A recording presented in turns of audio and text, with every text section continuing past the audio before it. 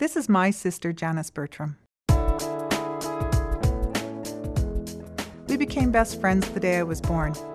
I have so many great memories of growing up together. We spent many hours playing with dolls and Barbies.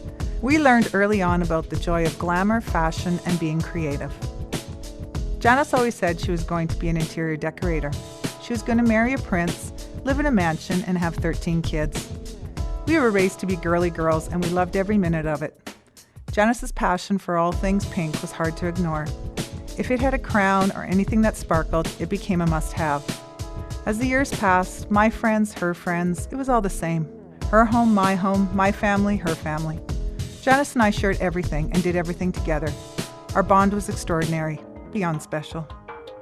In 2006, Janice was diagnosed with breast cancer. I still remember that day so clearly. Janice's zest for life was contagious. Even during the fight of her life, nurses, doctors, and patients alike were drawn to her.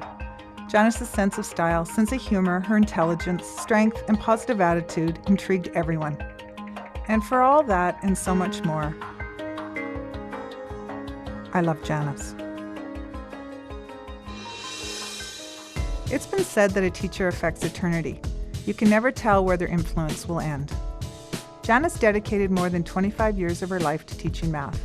Using fractals and formulas, she inspired her students to realize that education was the answer to a better life.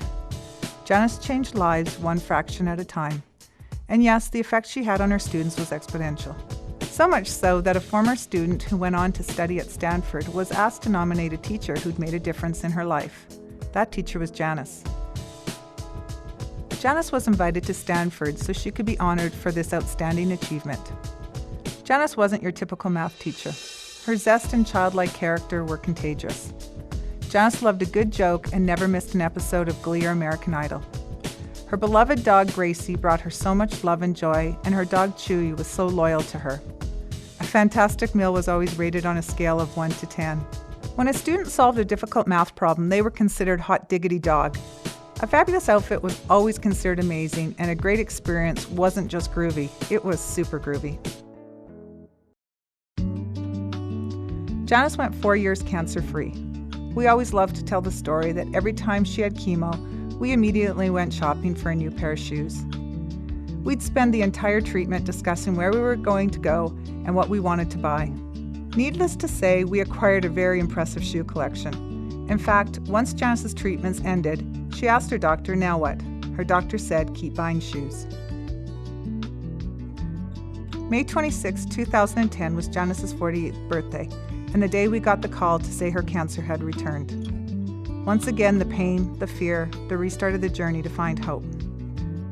During the next 6 months, there were more surgeries, more treatments, and the news that the cancer had metastasized to the lung. Never was there a mention from Janice that the fight was over. Janice chose life, and I was beside her all the way. From teaching math to fighting cancer, she was always an inspiration.